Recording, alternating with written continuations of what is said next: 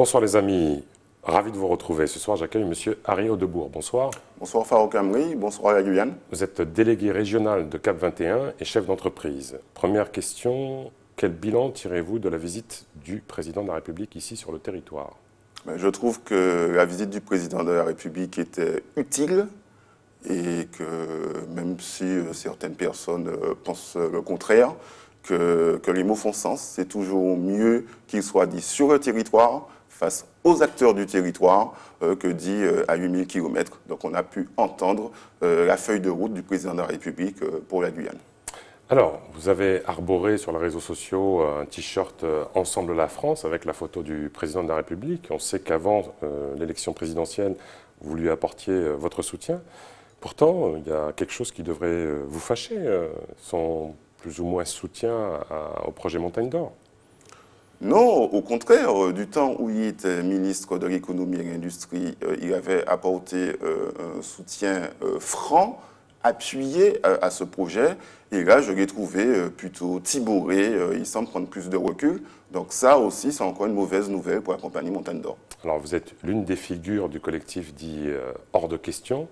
Racontez-nous d'abord, pour nos téléspectateurs, rapidement l'historique de cet agrégat d'institutions, d'associations.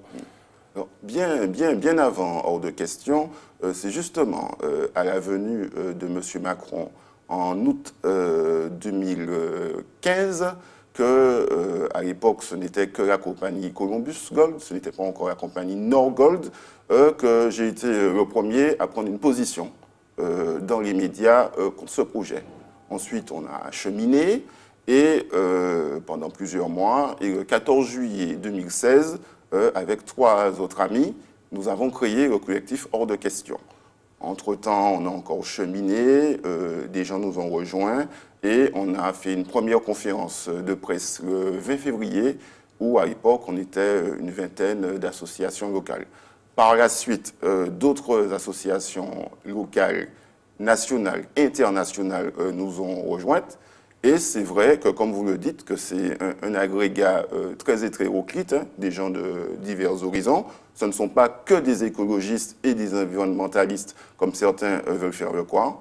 Ce sont des associations citoyennes, ce sont aussi certains partis politiques. Preuve que ce projet rassemble au-delà des fractures habituelles, tant c'est un projet monstrueux. Alors, quelle différence faites-vous entre ce projet, certes, d'envergure, et les nombreux exploitants, repailleurs légaux, hein, qui exploitent actuellement leurs mines en Guyane? Ils ont un procédé. Je l'ai déjà dit et je le redis, je suis en faveur d'une exploitation raisonnée de l'or par les artisans guyanais, même si je pense qu'à l'avenir, hein, c'est important ce que vous dites parce qu'on n'a pas l'impression. Donc vous êtes pour une exploitation, parce qu'on a l'impression qu'il ne faut pas toucher le sol. Non, moi, c'est pas ce que je dis. Bon, c'est vrai que je ne suis pas tout invité chez vous, mais je le dis régulièrement sur une radio périphérique. Je n'ai rien contre l'exploitation. D'ailleurs, mon arrière-grand-père est arrivé en Guyane en 1910 pour travailler à Saïul. Donc voilà. Par contre, je pense qu'à l'avenir, l'or n'est pas forcément une ressource d'avenir. Qu'est-ce qu'on fait? Mais quand les grands projets industriels des multinationales, c'est non. Alors, prenons un exemple concret. Il y avait le projet d'Ayam Gold sur la montagne de Caux. Abandon du projet et assurance d'avoir 120 emplois verts autour du tourisme vert. Il ne s'est rien passé. Est-ce que vous comprenez certains acteurs ou une partie de la population qui dit oui, mais qu'est-ce qu'on fait en échange d'eux? Oui, bien sûr. Mais qu'est-ce qu'on fait en échange de l'abandon du projet Montagne d'Or? On peut faire plein de choses, mais je vais d'abord vous rappeler que M. Farouk Amri, je ne suis pas élu, ni à la mairie de Oura, ni de Regina, c'est un peu dans le secteur, et encore moins au conseil régional de la Guyane. Donc à l'époque, si des projets n'ont pas été développés autour de la biodiversité, c'est aux élus de ces territoires qu'il faut le demander, ce n'est pas moi qui avais la main. D'autre part, concernant les alternatives de développement économique de la Guyane. On va d'ailleurs bientôt publier un document sur ça, sur les 25 ressources d'avenir de la Guyane. Elles sont légion. Ça va du développement de la pêche à l'exploitation de la biodiversité, de la sylviculture.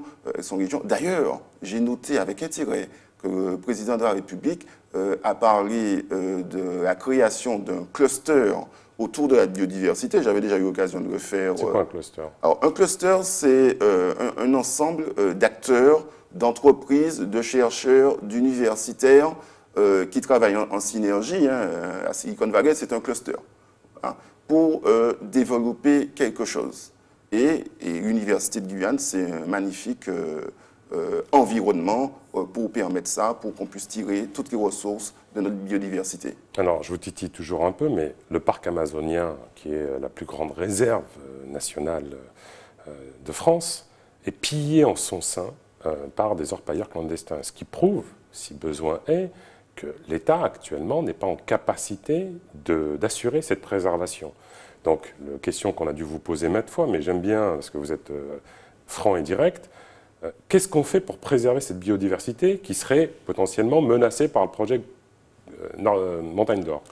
Je vais répéter, le PAG, Parc amazonien de Guyane, devrait être renommé. Ce serait plutôt le parc d'activité des Garimpéros. Ça reste le PAG. L'État n'a pas les moyens, c'est faux. L'État ne veut pas protéger le parc amazonien.